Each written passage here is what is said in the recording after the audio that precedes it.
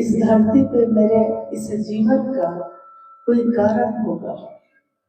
बिना किसी कारण के यहाँ कुछ भी नहीं होता। तो मेरे इस जीवन को मैं खोज लूं, खुद की खोज कर लूं, इसी को कहा जाता है आध्यात्म।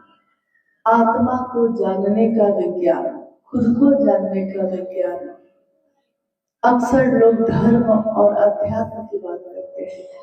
धर्म और अध्यात्म, ये दोनों सुनने में दो चीजें लगती हैं, परंतु संप्रदाय अलग अलग हो सकते हैं। संप्रदाय में कोई हिंदू होता होगा, कोई मुस्लिम, कोई सिख, कोई ईसाई, परंतु धर्म का अर्थ होता है जो धारण करने योग्य हो, जिसको हम अंगीकार कर सके, जिसको हम अपने जीवन में धारण कर सके। और धर्म का बंटवारा नहीं होता। धर्म हमको जीने की कला सिखाता है। धर्म हमें मानव को प्रेम करने की विधा बताता है। आध्यात्म और धर्म दोनों एक ही सिक्के के दो पहलू हैं। तो अगर कहा जाए कि प्राचीन समय से हमारा धर्म क्या है, हमारा आध्यात्म का रास्ता क्या है, तो वो शिव से ही शुरू होता है और शिव पे ही खत्म होता है। शिव की अनेक शक्तियां हैं। शिव अपनी शक्तियों से जाने जाते हैं। जिस शहर में हम आप बैठे हैं अभी, संबलपुर, ये भी तो देवी के नाम पे ही स्थापित शहर है। देवी यहाँ की अधिष्ठात्री है, यानी शिव की शक्ति। शिव जो अक्षय ऊर्जा का स्रोत है, अलग अलग ऊर्जाओं का रूप जो नारी के रूप में आया, देवी के रूप में आया, और हमने आपने उसको अपनी अधिष्ठात्री बनाया है, जिसकी हम आराधना करते हैं, जिनके नाम पे हम जीते हैं। उड़ीसा राज्य में विभिन्न जिलों में लगभग 30 जिले हैं, और इन 30 जिलों में से कम 10-12 तो ऐसे जिले जरूर हैं जहां महादेव की बात बहुत तीव्र गति से बढ़ रही है। स्वाभाविक है, जब हम अपने जड़ों की तरफ लौटेंगे तो ऐसा ही होगा।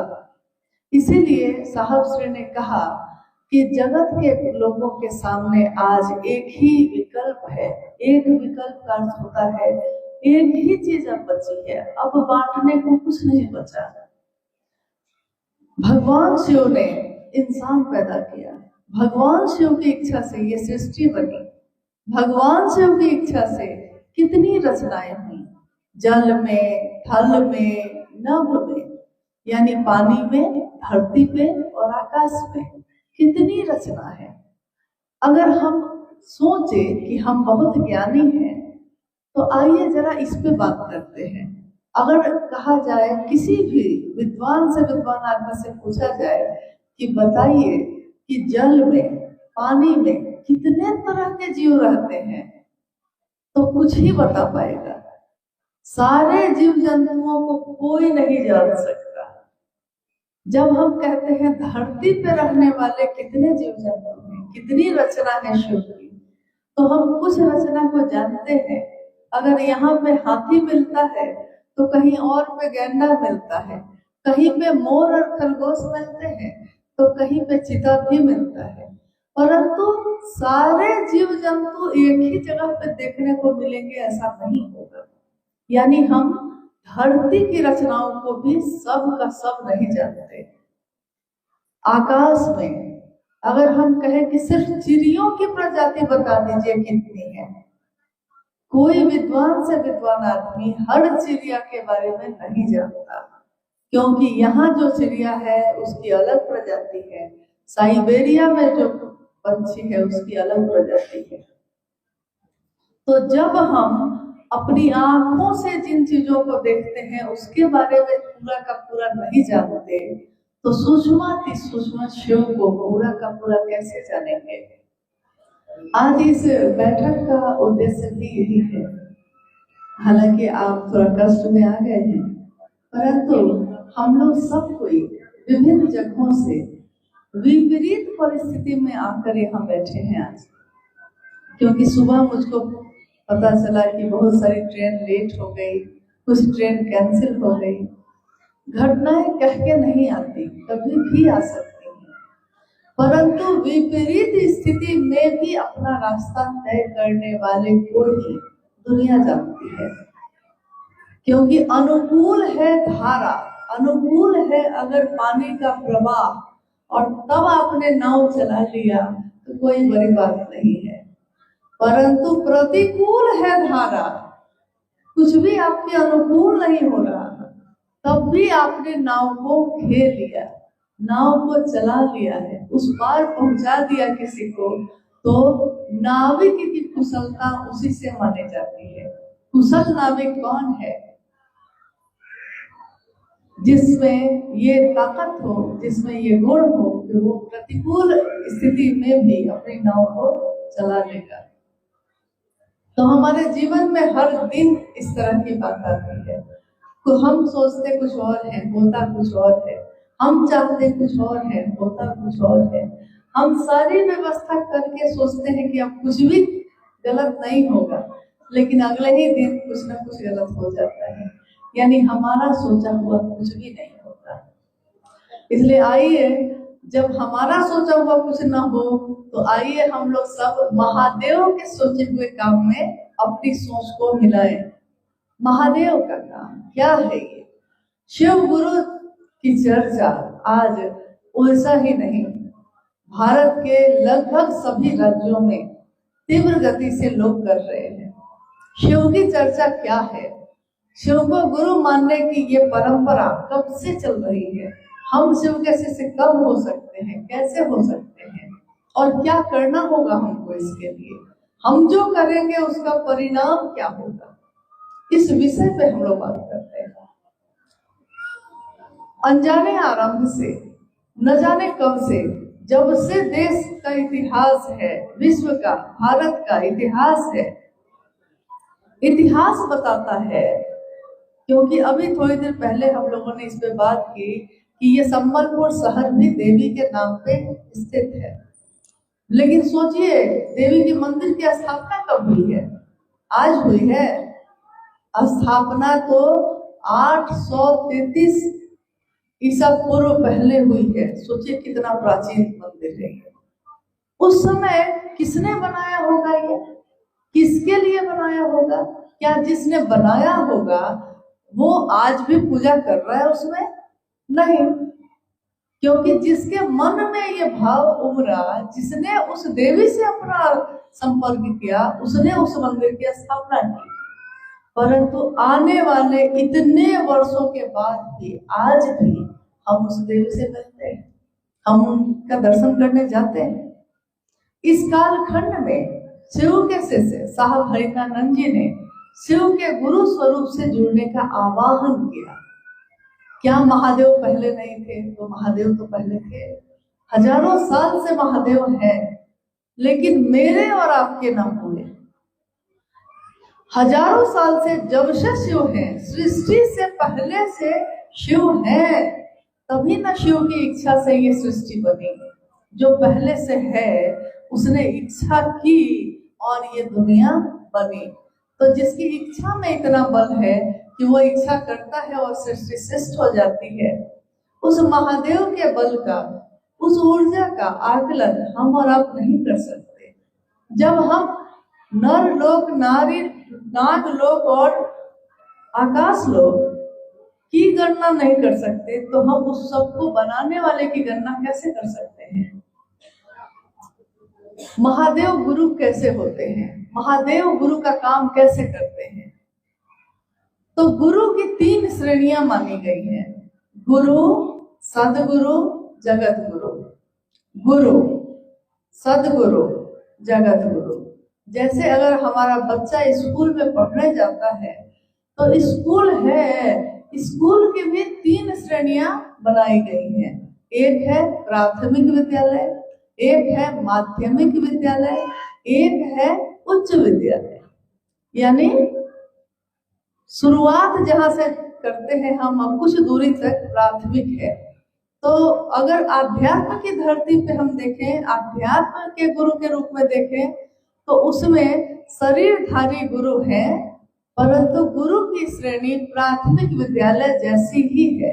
यानी वो कुछ दूर तक हमको लेकर जा सकते हैं, अपनी वाणी से, अपने स्पर्श से, अपने पास बिठाकर, मंत्रों का जप करके या आवेश पैदा करके, जैसे कर सके।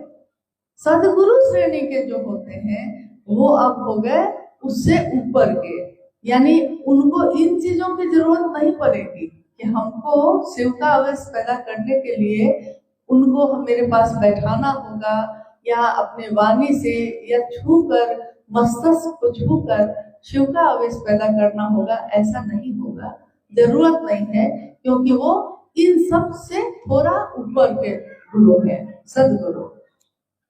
सदगुरु श्रेणी के लोग मात्र अपनी दया से शिव का आवेश पैदा कर सकते हैं, परंतु एक न एक बंधन, एक न एक संकीर्णता वहां भी रहेगी, क्योंकि शरीर में है। ये शरीर बंधनों से बना है, 5 तत्वों से और 3 गुणों से बना है। तो स्वाभाविक है कि ये 5 तत्व को 3 गुणों से लपेटा गया है, बांधा गया है, तब ये मानव शरीर बना है। तो पूरी तरह अगर ये मुक्त हो जाएगा तो शरीर में वो फिर रहेगा ही नहीं।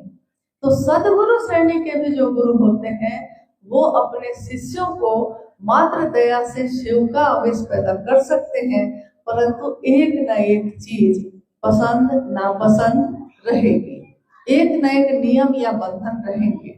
जैसे ये हो सकता है कि वो कहें कि आप सन्यासी बनकर आइए, गृहस्थ आश्रम छोड़कर आइए। ये कह सकते हैं कि आप मांसाहार छोड़कर आइए, शाकाहारी बनकर आइए। या वो ये कह सकते हैं कि इस जाति या इस धर्म या इस कुल के लोगों को ही अपना शिष्य बनाएंगे। ऐसा हुआ है पूर्व में। तो जगत गुरु शिव की बात जब हम करते हैं तो पूरे जगत के गुरु की कुर्सी पे अगर कोई बैठा होगा तो वो कुर्सी तो एक ही होगी, क्योंकि नाम से ही स्पष्ट है जगत के गुरु, तो कुर्सी वहां एक ही है। पहाड़ है, पहाड़ पे चढ़ने के लिए आप किधर से भी चढ़ सकते हैं, परंतु जब उसकी चोटी पे पहुंचते हैं तो चोटी उसकी, शिखर उसका एक ही होता है। जगत गुरु शिव गुरु का काम करते हैं।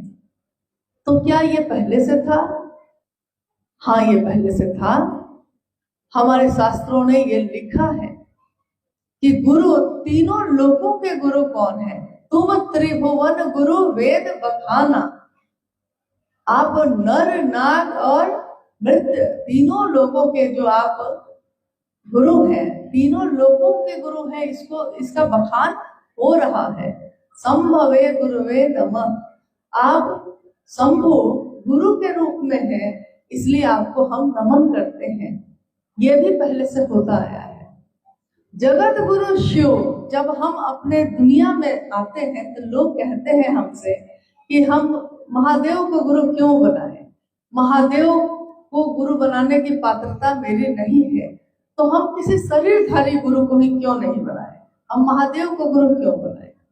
लेकिन साहब श्री ने कहा कि जगत गुरु शिव, उनको भी अगर कोई अपना शिष्य भाव देता है, शिष्य बनता है, तो जगत गुरु शिव ही प्रारंभिक समय में गुरु की कुर्सी पे बैठे हमको, आपको वाणी से, स्पर्श से, यानी शिव की चर्चा में हम लोग क्या करते हैं? कोई ना कोई गुरु भाई या गुरु बहन हमारे आसपास आके बैठता है, बोलता है, तो बोला तो वाणी से बोला, उसकी वाणी ने मुझ पे प्रभाव डाला है। कोई छूकर, यानी प्रणाम पाती करके, बैठाकर, आदर सम्मान के साथ अपने पास बिठाकर, उपासना यानी अपने पास बिठाकर, मंत्रों का जप करके। तीसरे सूत्र में हम क्या करते हैं? मंत्र का ही जप करते हैं। शिव के नाम का मंत्र है नमः शिवाय। नमः शिवाय मंत्र से शिव को प्रणाम करते हैं, तो मंत्रों का जप भी कर रहे हैं। यानी गुरु जो काम करते हैं, जगत गुरु शिव शुरुआत जब करते हैं तो अपने शिष्य के मानसिक स्तर पर उतर कर और तब ज्ञान देने की जिम्मेदारी वहन करते हैं। कोई बीए पास है, लेकिन अगर पहला क्लास का बच्चा आएगा पढ़ने तो उसको वो अ आ क ख ग यही पढ़ाएगा। वो बीए पास है, परंतु बच्चा तो बीए पास नहीं है। बच्चा आपके द्वारा इतना ही सीख सकेगा कि लकीर कैसे खींची जाती है। तो जगत गुरु शिव भी जब गुरु की कुर्सी पे बैठे होंगे और हम शिष्य बनकर उनको पुकारते हैं, वो जगत गुरु शिव कौन है? ये जगत गुरु शिव, उनके विभिन्न स्वरूप हैं और ऐसे ऐसे स्वरूप हैं जिसका सामना हम नहीं कर सकते, जिनसे मिलने का हम सोच भी नहीं सकते, इतनी ऊपर की सत्ता है। महाकाल एकमात्र महादेव को कहा गया। महाकाल अघोर यानी जो तरंगे जहां नहीं हो, अघोर है जो घोर नहीं होता। काल को भी जिससे डर लगता है महाकाल है वो। तो महाकाल सत्ता भी एक ही है महादेव की। महामृत्युंजय एक ही है जो जीवन और मृत्यु के चक्र से हमको निकाल सकते हैं महामृत्युंजय के रूप में, वो शिव है। महाऔढ़ेश्वर, महायोगेश्वर यानी महा शब्द जहां जहां लगा है वो सिर्फ शिव के लिए ही प्रयोग किया गया है। तो महागुरु महादेव, गुरुओं के गुरु भी वही है, सदगुरुओं के गुरु भी वही है। यहाँ तक कि देवताओं के गुरु हुए शुक्राचार्य, देवताओं के गुरु हुए बृहस्पति, तो बृहस्पति के गुरु भी हुए शिव। राक्षसों के गुरु हुए शुक्राचार्य, तो शुक्राचार्य के गुरु हुए शिव। देखिए, गुरुओं के भी गुरु कौन है? शिव है। सदगुरुओं के भी गुरु कौन है? शिव है। तो सारे लोगों के गुरु जब शिव स्वयं है, और अगर हम आप सीधे शिव को अपना गुरु मानकर शिष्य भाव देते हैं, तो वही शिव वाणी से स्पर्श से भी सिखाते हैं। पहले शुरुआत में शुरू में सिखाते हैं, फिर धीरे धीरे जैसे जैसे हमारी पात्रता बढ़ती है, हमारी योग्यता बढ़ती है, तो जिस तरह बच्चा एक क्लास से दूसरे, दूसरे से तीसरे और एक दिन मैट्रिक भी पास करता है, फिर कॉलेज के उच्च शिक्षा के लिए जाता है, वैसे ही आध्यात्म की धरती पे भी हमारा मानसिक स्तर धीरे धीरे बड़ा होता है। जैसे शुरुआती दिनों में जब भी हमने शिव को गुरु माना होगा, मुझको याद है इसी हॉल में आज से लगभग 9-10 साल पहले हम लोग एक बार और बैठे थे। 9-10 साल हो गए, 2015 या 16 में, क्या 15 में, इसी हॉल में एक संगोष्ठी संबलपुर की उस समय हुई थी। उस संगोष्ठी के समय आप में से कोई उपस्थित था? आज है उसमें से कोई जो आज से लगभग 10 साल पहले इसी हॉल में? हाँ था, ये है मदन जी हैं, और कोई इधर है, मतलब 5-10 लोग होंगे। गुणसागर जी हैं, हाँ ठीक है, रामू जी हैं, इधर भी रत्ना जी हैं, विकास जी हैं, सब हैं, बहुत से बहुत 10 लोग होंगे। हाँ, पीछे भी एक गुरुवान हाथ उठा रही हैं, 10 नहीं 15 होंगे। 10 साल पहले इसी हॉल में एक संगोष्ठी में हम लोग मिले, और आज 10 साल बाद भी हम लोग इसी संजोग ऐसा बना है कि इसी हॉल में फिर से बैठे हैं। उस समय की स्थिति और थी, आज की स्थिति और है। तो इन 10 वर्षों में हमारा बच्चा बड़ा हो गया, जवान हो गया, तो शिव शिष्यता भी जवान हुई होगी, क्योंकि शिव शिष्यता तो दिल का मामला है। ये भी बड़ा हुआ होगा, युवा हुआ होगा, इसकी गति भी बढ़ी होगी। तो हम लोग उम्मीद करते हैं कि आज की इस संगोष्ठी का कुछ परिणाम सुखद हो, हमारे अंदर सद्भावना बढ़े, प्रेम बढ़े, एक दूसरे के साथ हम जुड़ाव महसूस करें, क्योंकि हमारे गुरु शिव हैं।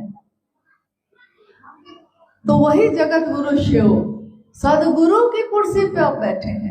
तो मैंने इसलिए इस बात का जिक्र किया कि 10 साल पहले हम लोग बैठे थे यहाँ, क्योंकि उस समय की अपने मन की स्थिति को सोचिएगा। अभी जो गुरु भाई या गुरु बहन 10 साल पहले इस हॉल में बैठे थे, उस समय हमारा मन कैसा था और आज कैसा है। 10 वर्षों में क्या बदला है मन में। उस समय जरूर आपके मन की ये स्थिति होगी कि हर आदमी की समीक्षा आपने की होगी। आपने सोचा होगा कि ये आदमी अच्छा है, ये आदमी बुरा है, इसके साथ चलेंगे, इसके साथ नहीं चलेंगे, हम इसकी चर्चा में जाएंगे, इसकी चर्चा में नहीं जाएंगे। हो सकता है उस समय आपने यही सोचा होगा। प्राथमिक विद्यालय के बच्चे ऐसा ही करते हैं, परंतु जब क्लास बढ़ जाता है, योग्यता थोड़ी बढ़ जाती है, तो धीरे धीरे शिकवे और शिकायत खत्म हो जाते हैं।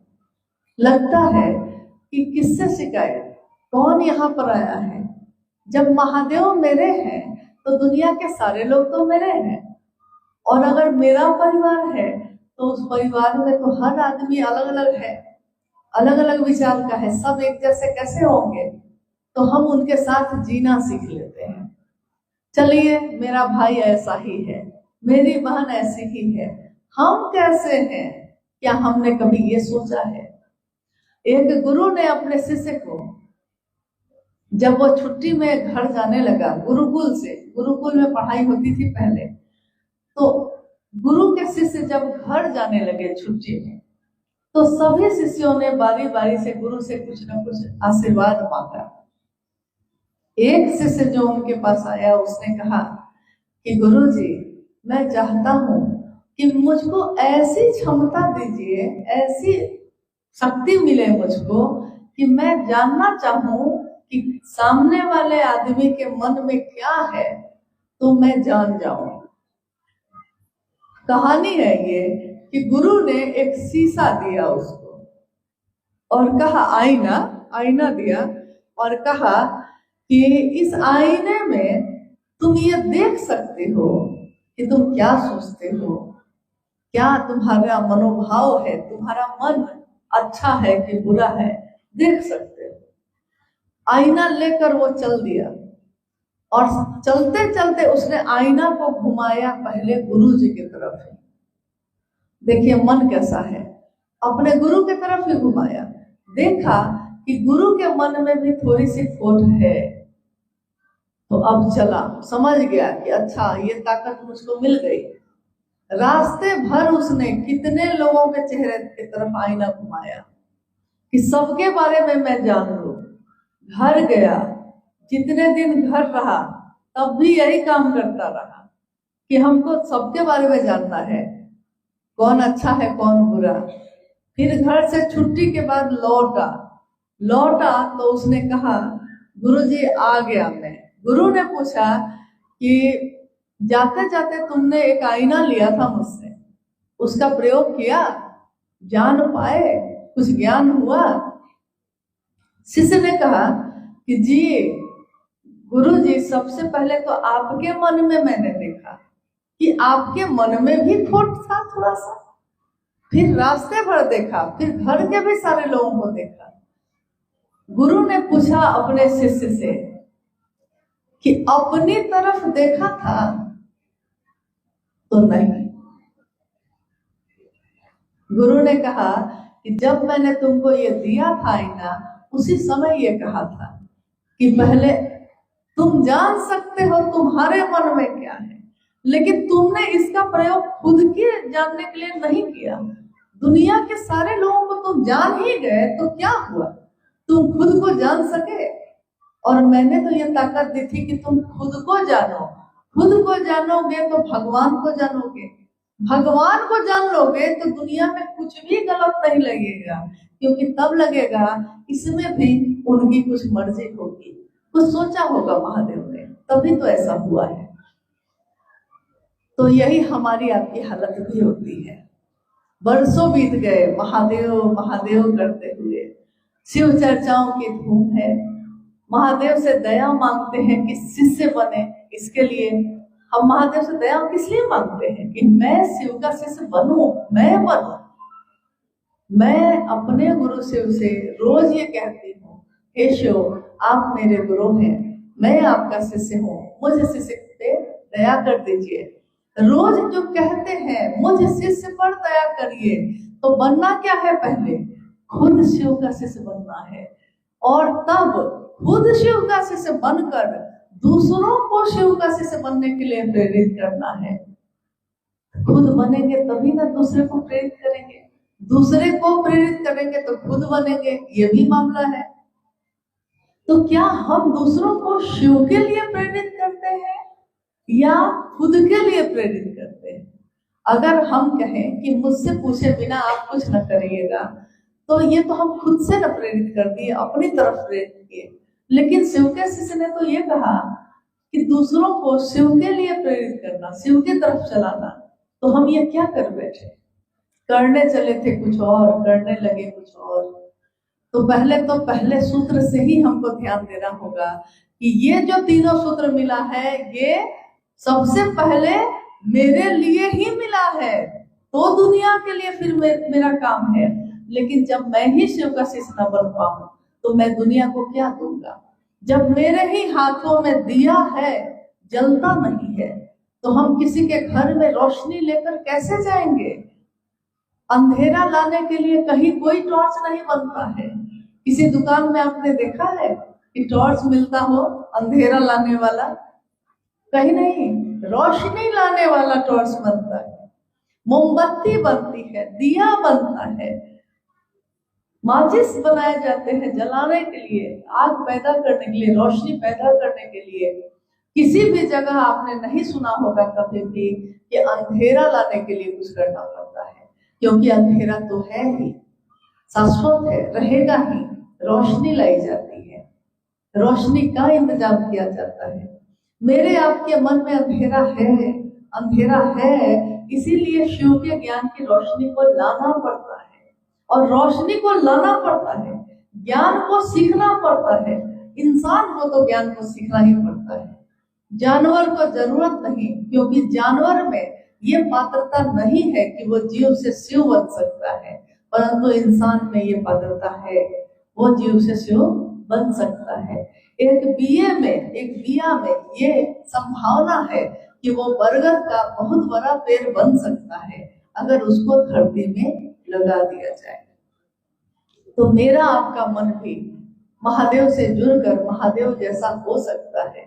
धीरे धीरे महागुरु महादेव सदगुरु की कुर्सी पे बैठे हमारे मन को इन तमाम संकीर्णताओं से मुक्त करते हैं।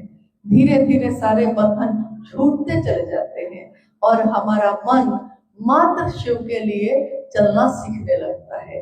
अपने गुरु के लिए करेंगे, गुरु की महिमा का गान करेंगे और चले जाएंगे। बाकी आपसे हमारा क्या रिश्ता? महादेव का संदेश लेकर आए थे, संदेश देंगे और फिर लौट जाएंगे। जगत गुरु शिव की कुर्सी पे बैठे शिव अब सीधे अपने लिए आवेश पैदा करते हैं, और जब शिव के लिए आवेश पैदा होता है तब हम दुनिया को शिव की तरफ से देखते हैं। मान लीजिए अभी महादेव यहाँ उतर जाए और बोले कि मेरी तरफ से सारे लोगों को देखो, महादेव की तरफ से देखना है अब आपको, तो बताइए किससे गुस्सा होइएगा, किससे नफरत कर सकिएगा? नहीं कर सकिएगा। महादेव की तरफ से देखने वाला सबको गले से लगाता है। सांप अपना डसन नहीं छोड़ता, लेकिन महादेव उसको अपने गले से लगाना नहीं छोड़ते। चंद्रमा कलंकित होता है, महादेव उसको अपने माथे पे शोभायमान करते हैं। तो हमारे गुरु शिव जब ये कर सकते हैं, हम शिव के शिष्य ये क्यों नहीं कर सकते? किस बात की तकरार होती है? हर कुछ दिन पे कुछ ना कुछ। लेकिन महादेव की बात करने वाले के साथ ऐसा नहीं हो सकता। हो सकता है दुनिया में कुछ लोग आपको गलत समझ सकते हैं, क्योंकि हर चीज के दो पहलू होते हैं। जो जहां से खड़ा होके देखता है, मान लीजिए हम लोग यहाँ बैठे हैं, तो जो सामने से जो देख रहे हैं जो लोग, उनको जिस तरह का दिख रहा है चेहरा, क्या दाहिनी तरफ बैठे लोगों को भी वैसा ही दिख रहा है? इधर से तिरछा दिखेगा, इधर से सामने से सीधा दिखेगा, इधर से भी तिरछा दिखेगा। तो शिव की सत्ता पे प्रश्न नहीं है, हम देखते किस तरफ से हैं। महादेव के गुरु स्वरूप को हमको साहब भैतानंद जी के तरफ से देखना होगा। शिव के शिष्य का संदेश है, तो जिसका संदेश है उसी की तरफ से ना देखना होगा। महादेव के शिष्य की तरफ से देखिएगा तो साहब ने हमेशा ये कहा कि मुझसे कहाँ किसी को शिकायत होती है, क्योंकि मेरा कोई पार्टी नहीं है, मैं महादेव का पार्टी का हूँ। तो महादेव का पार्टी का जो होगा उस सबका पार्टी का होगा, वो सबके साथ दिखेगा, उसको कोई दिक्कत नहीं। किस बात का शिकवा, किस बात का दुख? ये मोहब्बत का रास्ता है, प्रेम का रास्ता है। इस रास्ते पे चलने के लिए हमको एक दूसरे को गले लगाना ही पड़ेगा, कोई दूसरा रास्ता नहीं है। आप किसको छोड़ के चलिएगा, जिसको छोड़िएगा वो अपना ही है। अगर मेरा हाथ ये सड़ गया, मान लीजिए इसको मैंने काट दिया, डॉक्टर ने काट दिया, तो ये जो कटा है ये मेरा ही हाथ था, किसी और का नहीं था।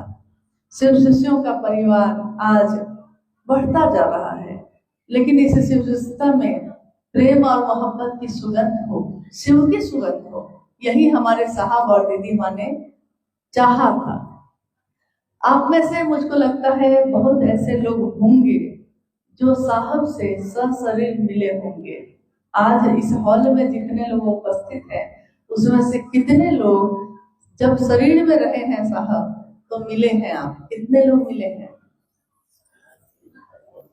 अच्छा, इतने लोग मिल लिए हैं, ठीक है।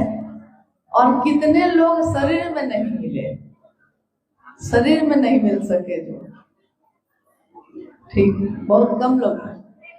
फिर भी चूंकि यहाँ तो हम लोग एक बैठक में बैठे हैं, लेकिन बाहर शिव चर्चाओं में जो सदस्य आते हैं, गुरु भाई गुरुवान आते हैं, संख्या काफी है उनकी, तो उसमें से असंख्य ऐसे लोग होंगे जिन्होंने सशरीर साहब का दर्शन नहीं किया है। साहब का तो आप में से बहुत लोगों ने कर लिया। अगर अब मैं पूछूं आपसे कि दीदी माँ नीलम आनंद जी का सशरीर दर्शन कितने लोगों ने किया है, तो कितने हाथ उठेंगे? किसी का नहीं उठेगा, क्योंकि उड़ीसा में तो महादेव की बात ही उसके बाद आई है। 17 जून 2005 माँ नीलम आनंद शिवदीप हुई दिल्ली एम्स में। उस समय पटना में थे हम लोग, और सन 1974 में साहब ने शिव को गुरु बनाया था। साहब और दीदी के बारे में आपने सुना है कि नहीं? साहब और दीदी कौन है? शिव शिष्यता का संदेश लाने वाले ये हैं कौन? 31 अक्टूबर सन 1948 को सिवान जिला है बिहार का, जहां साहब श्री का जन्म हुआ। पलामू एक जिला है झारखंड में, वहां मनातूगढ़ में दीदी नीलम आनंद जी का जन्म 27 जुलाई 1952 को हुआ। आगे कालांतर में 22 मई 1972 को साहब और दीदी का विवाह मनातूगढ़ में हुआ, और आगे उनका जीवन बढ़ता है। अब साहब अपने कानून की पढ़ाई करके बिहार प्रशासनिक सेवा में पदाधिकारी हुए, डिप्टी कलेक्टर बने। फिर उनकी पोस्टिंग होनी शुरू हुई, लेकिन तब तक उन्होंने शिव को अपना गुरु बना लिया था आरा के गांगी शमशान में। सन 1974 और आज 2025 है, कितने साल हो गए? हाँ, 51 साल होने जा रहे हैं। 50 साल तो हो चुके, 51वां शुरू है। 50 साल पहले, 50 साल में एक कितने दशक बीत गए। 50 सालों में उन्होंने कितने लोगों से महादेव की बात की होगी, सोचिए तो जरा। आज पूरे भारत और नेपाल देश में, 2 दिन पहले नेपाल से बस भर भर के इतने लोग उपवन में रांची में आए थे। कहाँ है नेपाल? क्यों आए थे? क्या मिल रहा था? परंतु साहब और दीदी का सानिध्य पाया उन्होंने और महादेव की शिष्यता पाई। तो शिव की शिष्यता पाकर क्या मिलता है? एक माँ को अपने पुत्र से पुत्र का भाव लेकर क्या मिलता है? एक भाई को अपने भाई से भाई का भाव लेकर क्या मिलता है? क्या भाई का भाव जो है, दोस्त का भाव जो है, वो भी तो हमको भोजन नहीं देता। भोजन के लिए हमको खुद प्रयास करना पड़ता है। महादेव से जुड़कर हमारे मन को क्या मिलेगा? शिष्य भाव मिलेगा। महादेव हमको क्या देंगे? महादेव क्या हमको हाथ देंगे? हाथ तो देकर उन्होंने पैदा किया है, लेकिन इसी हाथ से अपने जीवन को चलाने की ताकत देंगे। हम अपनी हर समस्या का समाधान कर सकते हैं, इसकी समझ देंगे। कांटों पे भी मर्दन करके चला जा सकता है, इसकी क्षमता देंगे। शिव यही देते हैं। और शिव तत्व यानी शिव चैतन्य है, उनका तत्व अगर हम में आप में उतर जाए तो क्या नहीं हो सकता है। महागुरु महादेव की शिष्यता आने वाले मनवंतरों तक लोगों को शिवोन्मुख बनाएगी, शिव की तरफ चलना सिखाएगी। लोग शिव की तरफ चलते रहेंगे, लेकिन किसके कारण चलते रहेंगे इसको भी हम कभी भूल ना पाएंगे, और ना ये दुनिया कभी इस नाम को भूलेगी। साहब हरिंदर जी शिव के शिष्य, माँ नीलमानंद शिव के शिष्या, हमारे आपके जैसे असंख्य लोगों ने उनका शरीर में दर्शन नहीं किया, लेकिन उनकी ममता का अनुभव किया है अपने मन में, क्योंकि सूक्ष्म चीजों को मन में ही उसका एहसास किया जाता है, मन में ही महसूस किया जाता है। सूक्ष्म चीजें, हमारे शरीर में दिल है ना, सबके शरीर में दिल है, धड़कता है तभी ना जीवित है। लेकिन इस दिल में भावनाएं हैं। ये भावनाओं को कौन आंख से देख सकते हैं आप? क्या भावना आंख से दिखाई देती है? क्या जो महसूस करते हैं इस दिल में वो इस आंख से दिखाई देगी? किसी मशीन से दिखाई देती है? नहीं दिखाई देती। हम सबके सर में मस्तिष्क है, ब्रेन है, मशीन से हम देख सकते हैं। नहीं, एमआरआई करिएगा तो मशीन में दिखाई देगा। या महसूस करते हैं कि सिर में दिमाग है कुछ, परंतु इस दिमाग में जो विचार पैदा हो रहे हैं वो विचार दिखाई देता है इन आंखों से? किसी को दिखाई दिया है आज तक? नहीं दिखाई दिया। प्यार करते हैं, प्यार बोलते हैं, लेकिन प्यार को महसूस करते हैं हम मन में। प्यार दिखाई नहीं देता है, ये स्थूल नहीं है, ये सूक्ष्म चीजें हैं। तो आप गौर कीजिएगा, शिव की शिष्यता में साहब सर ने कहा, शिव को गुरु बनाकर मन ही मन ये कहना है, हे शिव आप मेरे गुरु हैं, मैं आपका शिष्य हूँ, मुझ शिष्य पर दया कर दीजिए। मन ही मन, क्योंकि सूक्ष्माति सूक्ष्म शिव से जुड़ने के लिए सूक्ष्माति सूक्ष्म मन का ही सहारा लिया जा सकता है। वो इन हाथों से छू नहीं सकते, उनको महसूस करना पड़ता है। दूसरे सूत्र में भी जब हम शिव की बात करते हैं, जैसे अभी हम लोग भी कर रहे हैं, कुछ गुरु भाई गुरुवन हमसे पहले भी आए, बात कर रहे हैं, इतनी सुंदर सुंदर बात और भजन हमने सुना अभी, और अभी हम लोग भी बात कर रहे हैं। आप सुन रहे हैं, हम भी सुन रहे हैं, कोई बोल रहा था इससे पहले, हम भी सुन रहे हैं, आप भी सुन रहे हैं, आप भी सामने बैठे हैं, हम भी सामने बैठे हैं। लेकिन सामने बैठने से क्या होता है? अगर मेरा मन नहीं सुन रहा है इसको जो बोला जा रहा है, सामने बैठने से कुछ नहीं हुआ, मन ने ग्रहण किया तो हुआ। तो मन जिसको ग्रहण कर ले, मन जिसको स्वीकार कर ले, शिव की चर्चा, अभी गौतम भाई चर्चा में अपने बोल रहे थे ये बात, शिव की चर्चा स्वयं को और समूह को, दोनों को शिव भाव से भर दे, तब वो शिव की चर्चा होती है। हम बहुत बड़े विद्वान हैं, हम बहुत शास्त्रों के ज्ञाता हैं, इस मत से हम अगर वो सब सुना ही दें, प्रवचन भी कर दें, सत्संग भी कर दें, कथा भी वाच लें, लेकिन आपके मन में शिव भाव प्रकट नहीं कर सके, तो मेरी इन सारी चीजों का कोई अर्थ नहीं। शिव की चर्चा दूसरे के हृदय में शिव को रोपने का काम है। शिव का एक नाम है ज्ञानवापी। बनारस में एक मंदिर है शिव का, सुना होगा आपने, बाबा विश्वनाथ मंदिर है ना बनारस में, बहुत लोग जाते हैं, दुनिया के लोग आते हैं। उस मंदिर का एक नाम और है, ज्ञानवापी महादेव। ज्ञान का वपन करने वाले, ज्ञान का रोपण करने वाले। जैसे खेत में हम धान का रोपण करते हैं, हमारे मन में वो शिव ज्ञान का रोपण करते हैं, इसलिए ज्ञानवापी महादेव भी कहा गया उनको। तो महादेव की चर्चा सिर्फ चर्चा नहीं है, ये हमारे आपके मन में उस ज्ञान का रोपण करते हैं ताकि हमारा मन समझ सके, एक दिन उसमें बालियां होंगी, समझ सके और महादेव की तरफ बढ़ सके। मेरे इस जीवन को मैं खोज लूं, खुद की खोज कर लूं, इसी को कहा जाता है आध्यात्म। आत्मा को जानने का विज्ञान, खुद को जानने का विज्ञान। अक्सर लोग धर्म और अध्यात्म की बात करते हैं।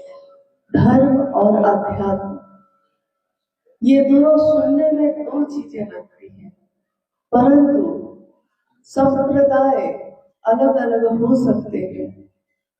संप्रदाय में कोई हिंदू होता होगा, कोई मुस्लिम, कोई सिख, कोई ईसाई, परंतु धर्म का अर्थ होता है जो धारण करने योग्य हो, जिसको हम अंगीकार कर सके, जिसको हम अपने जीवन में धारण कर सके। और धर्म का बंटवारा नहीं होता। धर्म हमको जीने की कला सिखाता है। धर्म हमें मानव को प्रेम करने की विधा बताता है। आध्यात्म और धर्म दोनों एक ही सिक्के के दो पहलू हैं। तो अगर कहा जाए कि प्राचीन समय से हमारा धर्म क्या है, हमारा आध्यात्म का रास्ता क्या है, तो वो शिव से ही शुरू होता है और शिव पे ही खत्म होता है। शिव की अनेक शक्तियां हैं। शिव अपनी शक्तियों से जाने जाते हैं। जिस शहर में हम आप बैठे हैं अभी, संबलपुर, ये भी तो देवी के नाम पे ही स्थापित शहर है। देवी यहाँ की अधिष्ठात्री है, यानी शिव की शक्ति। शिव जो अक्षय ऊर्जा का स्रोत है, अलग अलग ऊर्जाओं का रूप जो नारी के रूप में आया, देवी के रूप में आया, और हमने आपने उसको अपनी अधिष्ठात्री बनाया है, जिसकी हम आराधना करते हैं, जिनके नाम पे हम जीते हैं। उड़ीसा राज्य में विभिन्न जिलों में लगभग 30 जिले हैं और इन 30 जिलों में से कम 10-12 तो ऐसे जिले जरूर हैं जहां महादेव की बात बहुत तीव्र गति से बढ़ रही है। स्वाभाविक है, जब हम अपने जड़ों की तरफ लौटेंगे तो ऐसा ही होगा। इसीलिए साहब श्री ने कहा कि जगत के लोगों के सामने आज एक ही विकल्प है। एक विकल्प का अर्थ होता है एक ही चीज अब बची है, अब बांटने को कुछ नहीं बचा।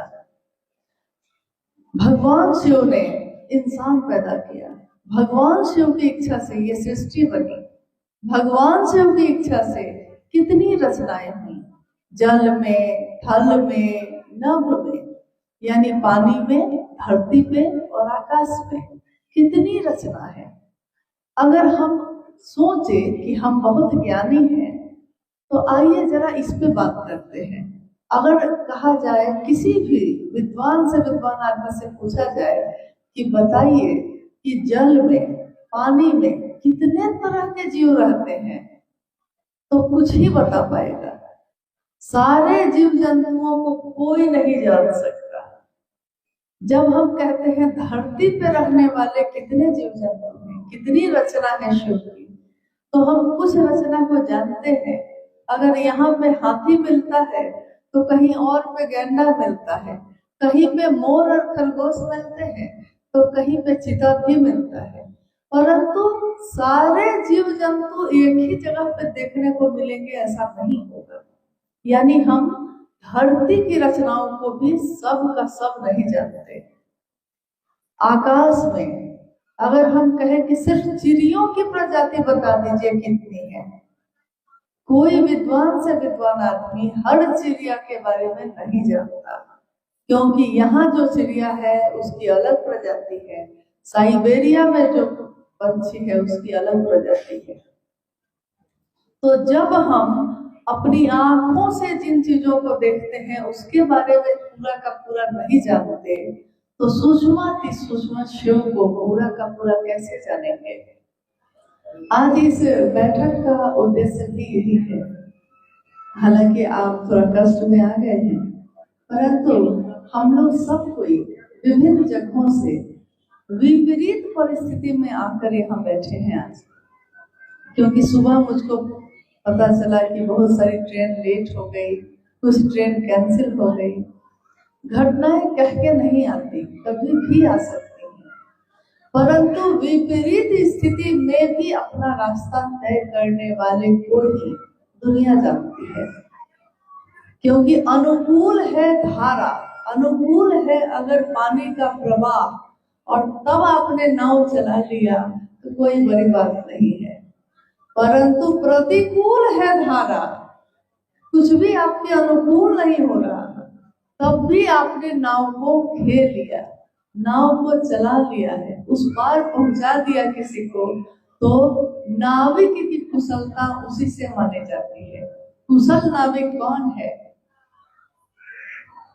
जिसमें ये ताकत हो, जिसमें ये गुण हो कि वो प्रतिकूल स्थिति में भी अपनी नाव को चला लेगा। तो हमारे जीवन में हर दिन इस तरह की बात आती है। तो हम सोचते कुछ और है, होता कुछ और है। हम चाहते कुछ और है, होता कुछ और है। हम सारी व्यवस्था करके सोचते हैं कि अब कुछ भी गलत नहीं होगा, लेकिन अगले ही दिन कुछ ना कुछ गलत हो जाता है। यानी हमारा सोचा हुआ कुछ भी नहीं होता। इसलिए आइए, जब हमारा सोचा हुआ कुछ ना हो, तो आइए हम लोग सब महादेव के सोचे हुए काम में अपनी सोच को मिलाएं। महादेव का काम क्या है? ये शिव गुरु की चर्चा आज उड़ीसा ही नहीं, भारत के लगभग सभी राज्यों में तीव्र गति से लोग कर रहे हैं। शिव की चर्चा क्या है? शिव को गुरु मानने की ये परंपरा कब से चल रही है? हम शिव के शिष्य कब हो सकते हैं, कैसे हो सकते हैं, और क्या करना होगा हमको इसके लिए? हम जो करेंगे उसका परिणाम क्या होगा? इस विषय पे हम लोग बात करते हैं। अनजाने आरंभ से, न जाने कब से, जब से देश का इतिहास है, विश्व का, भारत का इतिहास है, इतिहास बताता है। क्योंकि अभी थोड़ी देर पहले हम लोगों ने इस पे बात की कि ये संबलपुर शहर भी देवी के नाम पे स्थित है। लेकिन सोचिए, देवी के मंदिर की स्थापना कब हुई है? आज हुई है। स्थापना तो 833 ईसा पूर्व पहले हुई है। सोचिए कितना प्राचीन मंदिर है। उस समय किसने बनाया होगा? ये किसके लिए बनाया होगा? क्या जिसने बनाया होगा वो आज भी पूजा कर रहा है उसमें? नहीं, क्योंकि जिसके मन में ये भाव उमड़ा, जिसने उस देवी से अपना संपर्क किया, उसने उस मंदिर की स्थापना की। परंतु आने वाले इतने वर्षों के बाद भी आज भी हम उस देवी से मिलते हैं, हम उनका दर्शन करने जाते हैं। इस कालखंड में शिव के शिष्य साहब हरिकानंद जी ने शिव के गुरु स्वरूप से जुड़ने का आवाहन किया। क्या महादेव पहले नहीं थे? तो महादेव तो पहले थे, हजारों साल से महादेव हैं, लेकिन मेरे और आपके न हुए। हजारों साल से जब से शिव हैं, सृष्टि से पहले से शिव हैं, तभी न शिव की इच्छा से ये सृष्टि बनी। जो पहले से है उसने इच्छा की और ये दुनिया बनी। तो जिसकी इच्छा में इतना बल है कि वो इच्छा करता है और सृष्टि सृष्ट हो जाती है, उस महादेव के बल का, उस ऊर्जा का आकलन हम और आप नहीं कर सकते। जब हम नर लोक, नारी, नाग लोक और आकाश लोक की गणना नहीं कर सकते, तो हम उस सबको बनाने वाले की गणना कैसे कर सकते हैं? महादेव गुरु कैसे होते हैं? महादेव गुरु का काम कैसे करते हैं? तो गुरु की 3 श्रेणियां मानी गई हैं। गुरु, सदगुरु, जगत गुरु। गुरु, सदगुरु, जगत गुरु। जैसे अगर हमारा बच्चा स्कूल में पढ़ने जाता है, तो स्कूल है, स्कूल की भी 3 श्रेणियां बनाई गई हैं। एक है प्राथमिक विद्यालय, एक है माध्यमिक विद्यालय, एक है उच्च विद्यालय। यानी शुरुआत जहां से करते हैं हम, अब कुछ दूरी तक प्राथमिक है। तो अगर आध्यात्म की धरती पे हम देखें, आध्यात्म के गुरु के रूप में देखें, तो उसमें शरीरधारी गुरु हैं, परंतु गुरु की श्रेणी प्राथमिक विद्यालय जैसी ही है। यानी वो कुछ दूर तक हमको लेकर जा सकते हैं, अपनी वाणी से, अपने स्पर्श से, अपने पास बिठाकर, मंत्रों का जप करके या आवेश पैदा करके, जैसे कर सके। सदगुरु श्रेणी के जो होते हैं वो अब हो गए उससे ऊपर के, यानी उनको इन चीजों की जरूरत नहीं पड़ेगी कि हमको शिव का आवेश पैदा करने के लिए उनको मेरे पास बैठाना होगा या अपने वाणी से या छूकर, मस्तक को छूकर शिव का आवेश पैदा करना होगा। ऐसा नहीं होगा, जरूरत नहीं है, क्योंकि वो इन सब से थोड़ा ऊपर के गुरु है सदगुरु। सदगुरु श्रेणी के लोग मात्र अपनी दया से शिव का आवेश पैदा कर सकते हैं, परंतु एक न एक बंधन, एक न एक संकीर्णता वहां भी रहेगी, क्योंकि शरीर में है। ये शरीर बंधनों से बना है, 5 तत्वों से और 3 गुणों से बना है। तो स्वाभाविक है कि ये 5 तत्व को 3 गुणों से लपेटा गया है, बांधा गया है, तब ये मानव शरीर बना है। तो पूरी तरह अगर ये मुक्त हो जाएगा तो शरीर में वो फिर रहेगा ही नहीं। तो सदगुरु श्रेणी के भी जो गुरु होते हैं वो अपने शिष्यों को मात्र दया से शिव का आवेश पैदा कर सकते हैं, परंतु एक न एक चीज पसंद नापसंद रहेगी, एक न एक नियम या बंधन रहेंगे। जैसे ये हो सकता है कि वो कहें कि आप सन्यासी बनकर आइए, गृहस्थ आश्रम छोड़कर आइए। ये कह सकते हैं कि आप मांसाहार छोड़कर आइए, शाकाहारी बनकर आइए। या वो ये कह सकते हैं कि इस जाति या इस धर्म या इस कुल के लोगों को ही अपना शिष्य बनाएंगे। ऐसा हुआ है पूर्व में। तो जगत गुरु शिव की बात जब हम करते हैं तो पूरे जगत के गुरु की कुर्सी पे अगर कोई बैठा होगा तो वो कुर्सी तो एक ही होगी, क्योंकि नाम से ही स्पष्ट है जगत के गुरु, तो कुर्सी वहां एक ही है। पहाड़ है, पहाड़ पे चढ़ने के लिए आप किधर से भी चढ़ सकते हैं, परंतु जब उसकी चोटी पे पहुंचते हैं तो चोटी उसकी, शिखर उसका एक ही होता है। जगत गुरु शिव गुरु का काम करते हैं। तो क्या ये पहले से था?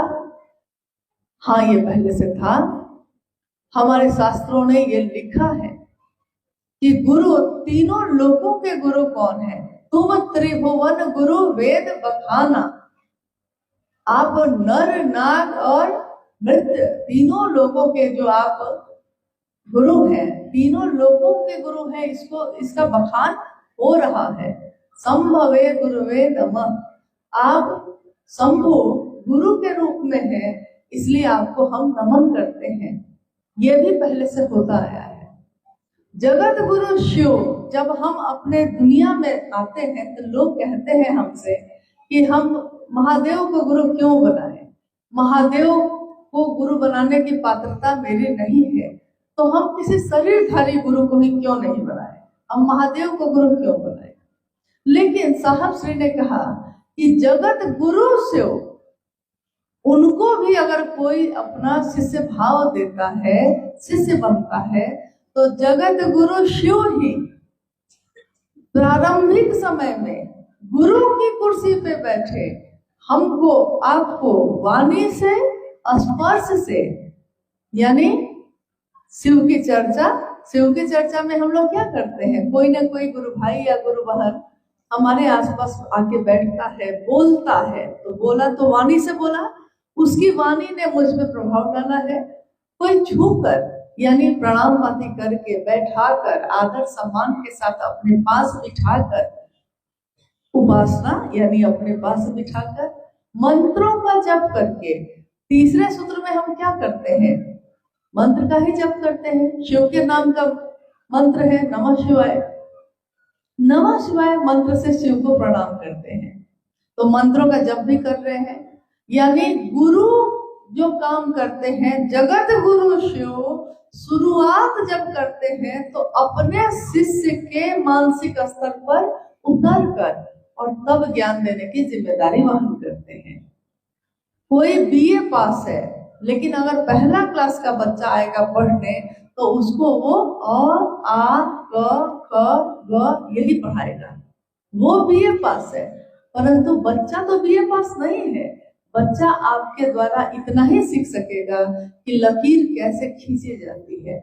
तो जगत गुरु शिव भी जब गुरु की कुर्सी पे बैठे होंगे और हम शिष्य बनकर उनको पुकारते हैं, वो जगत गुरु शिव कौन है? ये जगत गुरु शिव उनके विभिन्न स्वरूप हैं और ऐसे ऐसे स्वरूप हैं जिसका सामना हम नहीं कर सकते, जिनसे मिलने का हम सोच भी नहीं सकते, इतनी ऊपर की सत्ता है। महाकाल एकमात्र महादेव को कहा गया। महाकाल अघोर यानी जो तरंगे जहां नहीं हो, अघोर है जो घोर नहीं होता। काल को भी जिससे डर लगता है महाकाल है वो। तो महाकाल सत्ता भी एक ही है महादेव की। महामृत्युंजय एक ही है जो जीवन और मृत्यु के चक्र से हमको निकाल सकते हैं महामृत्युंजय के रूप में, वो शिव है। महाऔढ़ेश्वर, महायोगेश्वर यानी महा शब्द जहां जहां लगा है वो सिर्फ शिव के लिए ही प्रयोग किया गया है। तो महागुरु महादेव, गुरुओं के गुरु भी वही है, सदगुरुओं के गुरु भी वही है। यहाँ तक कि देवताओं के गुरु हुए शुक्राचार्य, देवताओं के गुरु हुए बृहस्पति, तो बृहस्पति के गुरु भी हुए शिव। राक्षसों के गुरु हुए शुक्राचार्य, तो शुक्राचार्य के गुरु हुए शिव। देखिए गुरुओं के भी गुरु कौन है? शिव है। सदगुरुओं के भी गुरु कौन है? शिव है। तो सारे लोगों के गुरु जब शिव स्वयं है, और अगर हम आप सीधे शिव को अपना गुरु मानकर शिष्य भाव देते हैं तो वही शिव वाणी से स्पर्श से भी सिखाते हैं। पहले शुरुआत में शुरू में सिखाते हैं, फिर धीरे धीरे जैसे जैसे हमारी पात्रता बढ़ती है, हमारी योग्यता बढ़ती है, तो जिस तरह बच्चा एक क्लास से दूसरे, दूसरे से तीसरे और एक दिन मैट्रिक भी पास करता है, फिर कॉलेज के उच्च शिक्षा के लिए जाता है, वैसे ही आध्यात्म की धरती पे भी हमारा मानसिक स्तर धीरे धीरे बड़ा होता है। जैसे शुरुआती दिनों में जब भी हमने शिव को गुरु माना होगा, मुझको याद है इसी हॉल में आज से लगभग 9-10 साल पहले हम लोग एक बार और बैठे थे। 9-10 साल हो गए, 2015 या 16 में, क्या 15 में, इसी हॉल में एक संगोष्ठी संबलपुर की उस समय हुई थी। उस संगोष्ठी के समय आप में से कोई उपस्थित था? आज है उसमें से कोई जो आज से लगभग 10 साल पहले इसी हॉल में? हाँ था, ये है मदन जी हैं, और कोई इधर है, मतलब 5-10 लोग होंगे। गुणसागर जी हैं, हाँ ठीक है, रामू जी हैं, इधर भी रत्ना जी हैं, विकास जी हैं, सब हैं, बहुत से बहुत 10 लोग होंगे। हाँ पीछे भी एक गुरुवान हाथ उठा रही हैं, 10 नहीं 15 होंगे। 10 साल पहले इसी हॉल में एक संगोष्ठी में हम लोग मिले, और आज 10 साल बाद भी हम लोग इसी संजोग ऐसा बना है कि इसी हॉल में फिर से बैठे हैं। उस समय की स्थिति और थी, आज की स्थिति और है। तो इन 10 वर्षों में हमारा बच्चा बड़ा हो गया, जवान हो गया, तो शिव शिष्यता भी जवान हुई होगी, क्योंकि शिव शिष्यता तो दिल का मामला है। ये भी बड़ा हुआ होगा, युवा हुआ होगा, इसकी गति भी बढ़ी होगी। तो हम लोग उम्मीद करते हैं कि आज की इस संगोष्ठी का कुछ परिणाम सुखद हो, हमारे अंदर सद्भावना बढ़े, प्रेम बढ़े, एक दूसरे के साथ हम जुड़ाव महसूस करें, क्योंकि हमारे गुरु शिव हैं। तो वही जगत गुरु शिव सदगुरु की कुर्सी पे आप बैठे हैं। तो मैंने इसलिए इस बात का जिक्र किया कि 10 साल पहले हम लोग बैठे थे यहाँ, क्योंकि उस समय की अपने मन की स्थिति को सोचिएगा। अभी जो गुरु भाई या गुरु बहन 10 साल पहले इस हॉल में बैठे थे, उस समय हमारा मन कैसा था और आज कैसा है, 10 वर्षों में क्या बदला है मन में। उस समय जरूर आपके मन की ये स्थिति होगी कि हर आदमी की समीक्षा आपने की होगी। आपने सोचा होगा कि ये आदमी अच्छा है, ये आदमी बुरा है, इसके साथ चलेंगे, इसके साथ नहीं चलेंगे, हम इसकी चर्चा में जाएंगे, इसकी चर्चा में नहीं जाएंगे। हो सकता है उस समय हमने आपने यही सोचा होगा। प्राथमिक विद्यालय के बच्चे ऐसा ही करते हैं, परंतु जब क्लास बढ़ जाता है, योग्यता थोड़ी बढ़ जाती है, तो धीरे धीरे शिकवे और शिकायत खत्म हो जाते हैं। लगता है कि किससे शिकायत, कौन यहाँ पर आया है। जब महादेव मेरे हैं तो दुनिया के सारे लोग तो मेरे हैं, और अगर मेरा परिवार है तो उस परिवार में तो हर आदमी अलग अलग है, अलग अलग विचार का है, सब एक जैसे कैसे होंगे। तो हम उनके साथ जीना सीख लेते हैं। चलिए, मेरा भाई ऐसा ही है, मेरी बहन ऐसी ही है, हम कैसे हैं, क्या हमने कभी ये सोचा है। एक गुरु ने अपने शिष्य को, जब वो छुट्टी में घर जाने लगा, गुरुकुल से, गुरुकुल में पढ़ाई होती थी पहले, तो गुरु के शिष्य जब घर जाने लगे छुट्टी में, तो सभी शिष्यों ने बारी बारी से गुरु से कुछ न कुछ आशीर्वाद मांगा।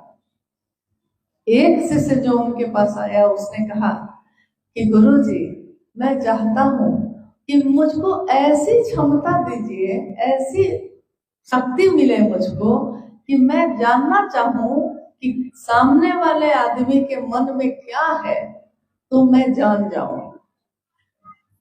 कहानी है ये कि गुरु ने एक शीशा दिया उसको और कहा, आईना दिया और कहा कि इस आईने में तुम ये देख सकते हो कि तुम क्या सोचते हो, क्या तुम्हारा मनोभाव है, तुम्हारा मन अच्छा है कि बुरा है, देख सकते हो। आईना लेकर वो चल दिया और चलते चलते उसने आईना को घुमाया पहले गुरु जी की तरफ ही। देखिए मन कैसा है, अपने गुरु की तरफ ही घुमाया, देखा कि गुरु के मन में भी थोड़ी सी खोट है, तो अब चला, समझ गया कि अच्छा ये ताकत मुझको मिल गई। रास्ते भर उसने कितने लोगों के चेहरे की तरफ आईना घुमाया कि सबके बारे में मैं जान लूं। घर गया, जितने दिन घर रहा तब भी यही काम करता रहा कि हमको सबके बारे में जानना है, कौन अच्छा है कौन बुरा। फिर घर से छुट्टी के बाद लौटा तो उसने कहा, गुरुजी आ गया मैं। गुरु ने पूछा कि जाते जाते तुमने एक आईना लिया था मुझसे, उसका प्रयोग किया, जान पाए, कुछ ज्ञान हुआ। शिष्य ने कहा कि जी गुरु जी, सबसे पहले तो आपके मन में मैंने देखा कि आपके मन में भी खोट था थोड़ा सा, फिर रास्ते भर देखा, फिर घर के भी सारे लोगों को देखा। गुरु ने पूछा अपने शिष्य से कि अपनी तरफ देखा था तो नहीं।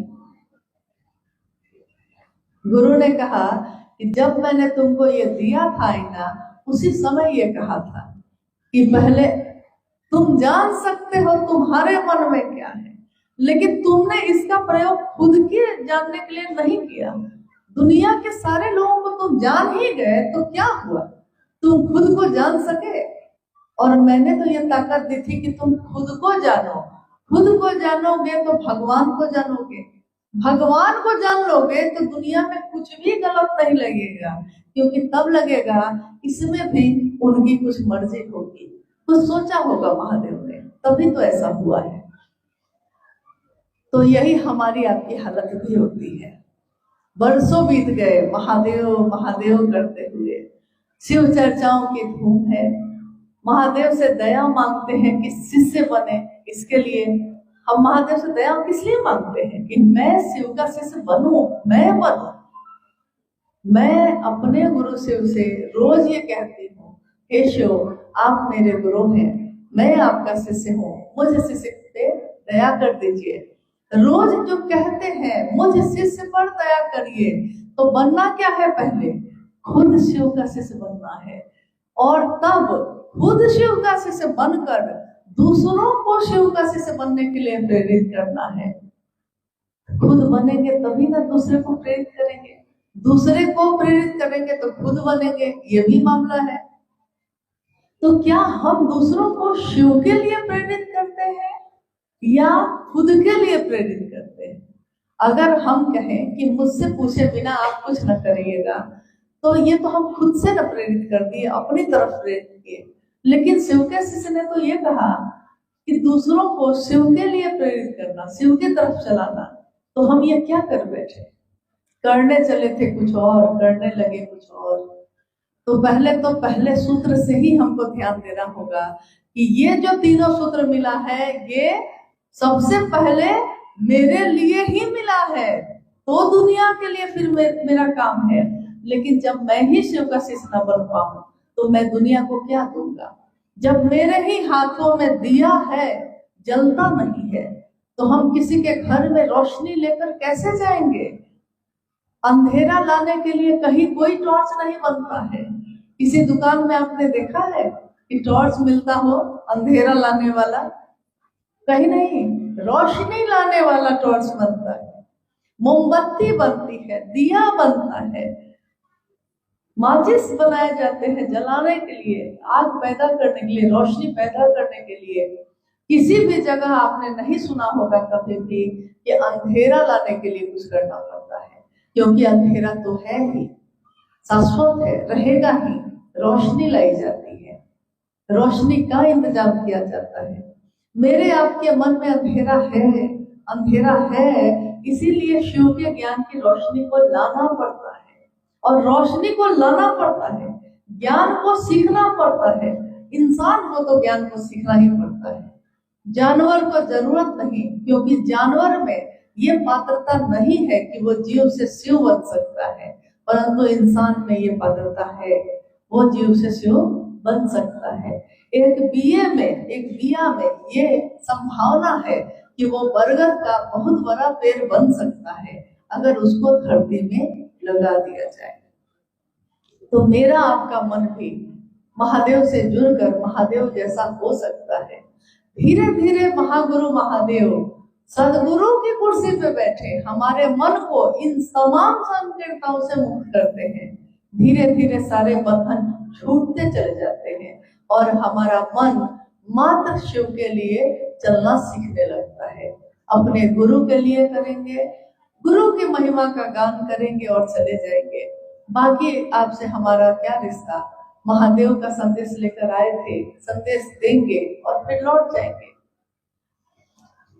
जगत गुरु शिव की कुर्सी पे बैठे शिव अब सीधे अपने लिए आवेश पैदा करते हैं, और जब शिव के लिए आवेश पैदा होता है तब हम दुनिया को शिव की तरफ से देखते हैं। मान लीजिए अभी महादेव यहाँ उतर जाए और बोले कि मेरी तरफ से सारे लोगों को देखो, महादेव की तरफ से देखना है अब आपको, तो बताइए किससे गुस्सा होइएगा, किससे नफरत कर सकिएगा? नहीं कर सकिएगा। महादेव की तरफ से देखने वाला सबको गले से लगाता है। सांप अपना डसन नहीं छोड़ता, लेकिन महादेव उसको अपने गले से लगाना नहीं छोड़ते। चंद्रमा कलंकित होता है, महादेव उसको अपने माथे पे शोभायमान करते हैं। तो हमारे गुरु शिव जब ये कर सकते हैं, हम शिव के शिष्य ये क्यों नहीं कर सकते? किस बात की तकरार होती है? हर कुछ दिन पे कुछ ना कुछ। लेकिन महादेव की बात करने वाले के साथ ऐसा नहीं हो सकता। हो सकता है दुनिया में कुछ लोग आपको गलत समझ सकते हैं, क्योंकि हर चीज के दो पहलू होते हैं। जो जहां से खड़ा होके देखता है, मान लीजिए हम लोग यहाँ बैठे हैं, तो जो सामने से जो देख रहे हैं जो लोग, उनको जिस तरह का दिख रहा है चेहरा, क्या दाहिनी तरफ बैठे लोगों को भी वैसा ही दिख रहा है? इधर से तिरछा दिखेगा, इधर से सामने से सीधा दिखेगा, इधर से भी तिरछा दिखेगा। तो शिव की सत्ता पे प्रश्न नहीं है, हम देखते किस तरफ से हैं। महादेव के गुरु स्वरूप को हमको साहब भैतानंद जी के तरफ से देखना होगा। शिव के शिष्य का संदेश है, तो जिसका संदेश है उसी की तरफ से ना देखना होगा। महादेव के शिष्य की तरफ से देखिएगा तो साहब ने हमेशा ये कहा कि मुझसे कहाँ किसी को शिकायत होती है, क्योंकि मेरा कोई पार्टी नहीं है, मैं महादेव का पार्टी का हूँ। तो महादेव का पार्टी का जो होगा उस सबका पार्टी का होगा, वो सबके साथ दिखेगा, उसको कोई दिक्कत नहीं। किस बात का शिकवा, किस बात का दुख? ये मोहब्बत का रास्ता है, प्रेम का रास्ता है। इस रास्ते पे चलने के लिए हमको एक दूसरे को गले लगाना ही पड़ेगा, कोई दूसरा रास्ता नहीं है। आप किसको छोड़ के चलिएगा, जिसको छोड़िएगा वो अपना ही है। अगर मेरा हाथ ये सड़ गया, मान लीजिए इसको मैंने काट दिया, डॉक्टर ने काट दिया, तो ये जो कटा है ये मेरा ही हाथ था, किसी और का नहीं था। शिव शिष्यों का परिवार आज बढ़ता जा रहा है, लेकिन इस शिव रिश्ता में प्रेम और मोहब्बत की सुगंध हो, शिव की सुगंध हो, यही हमारे साहब और दीदी माँ ने चाहा था। आप में से मुझको लगता है बहुत ऐसे लोग होंगे जो साहब से सशरीर मिले होंगे। आज इस हॉल में जितने लोग उपस्थित हैं उसमें से कितने लोग जब शरीर में रहे हैं साहब तो मिले हैं? आप कितने लोग मिले हैं? अच्छा, इतने लोग मिल लिए हैं, ठीक है। और कितने लोग शरीर में नहीं मिले, शरीर में नहीं मिल सके जो, ठीक, बहुत कम लोग हैं। फिर भी चूंकि यहाँ तो हम लोग एक बैठक में बैठे हैं, लेकिन बाहर शिव चर्चाओं में जो सदस्य आते हैं, गुरु भाई गुरुवान आते हैं, संख्या काफी है उनकी, तो उसमें से असंख्य ऐसे लोग होंगे जिन्होंने सशरीर साहब का दर्शन नहीं किया है। साहब का तो आप में से बहुत लोगों ने कर लिया। अगर अब मैं पूछूं आपसे कि दीदी माँ नीलम आनंद जी का सशरीर दर्शन कितने लोगों ने किया है, तो कितने हाथ उठेंगे? किसी का नहीं उठेगा, क्योंकि उड़ीसा में तो महादेव की बात ही उसके बाद आई है। 17 जून 2005 माँ नीलम आनंद शिवदीप हुई दिल्ली एम्स में। उस समय पटना में थे हम लोग, और सन 1974 में साहब ने शिव को गुरु बनाया था। साहब और दीदी के बारे में आपने सुना है कि नहीं? साहब और दीदी कौन है? शिव शिष्यता का संदेश लाने वाले ये हैं कौन? 31 अक्टूबर सन 1948 को सिवान जिला है बिहार का, जहां साहब श्री का जन्म हुआ। पलामू एक जिला है झारखंड में, वहां मनातू गढ़ में दीदी नीलम आनंद जी का जन्म 27 जुलाई 1952 को हुआ। आगे कालांतर में 22 मई 1972 को साहब और दीदी का विवाह मनातू गढ़ में हुआ, और आगे उनका जीवन बढ़ता है। अब साहब अपने कानून की पढ़ाई करके बिहार प्रशासनिक सेवा में पदाधिकारी हुए, डिप्टी कलेक्टर बने। फिर उनकी पोस्टिंग होनी शुरू हुई, लेकिन तब तक उन्होंने शिव को अपना गुरु बना लिया था आरा के गंगी शमशान में। सन 1974 और आज 2025 है, कितने साल हो गए? हाँ,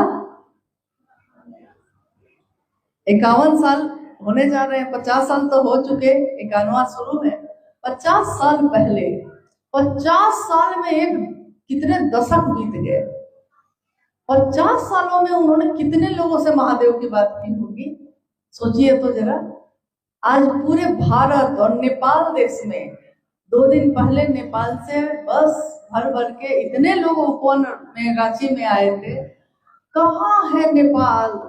क्यों आए थे? क्या मिल रहा था?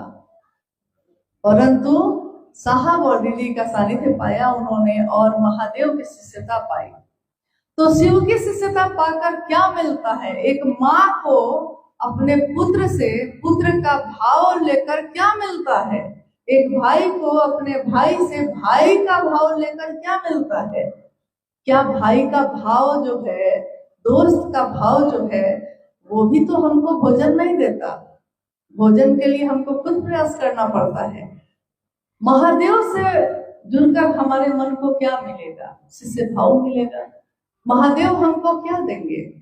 महादेव क्या हमको हाथ देंगे? हाथ तो देकर उन्होंने पैदा किया है, लेकिन इसी हाथ से अपने जीवन को चलाने की ताकत देंगे। हम अपनी हर समस्या का समाधान कर सकते हैं, इसकी समझ देंगे।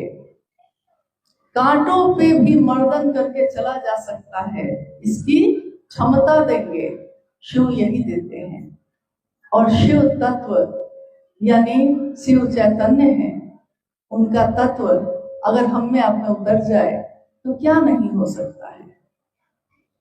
महागुरु महादेव की शिष्यता आने वाले मनवंतरों तक लोगों को शिवोन्मुख बनाएगी, शिव की तरफ चलना सिखाएगी। लोग शिव की तरफ चलते रहेंगे, लेकिन किसके कारण चलते रहेंगे इसको भी हम कभी भूल ना पाएंगे, और ना ये दुनिया कभी इस्लाम को भूलेगी। साहब हरिंदर जी शिव के शिष्य, माँ नीलमानंद शिव के शिष्य, हमारे आपके जैसे असंख्य लोगों ने उनका शरीर में दर्शन नहीं किया, लेकिन उनकी ममता का अनुभव किया है, अपने मन में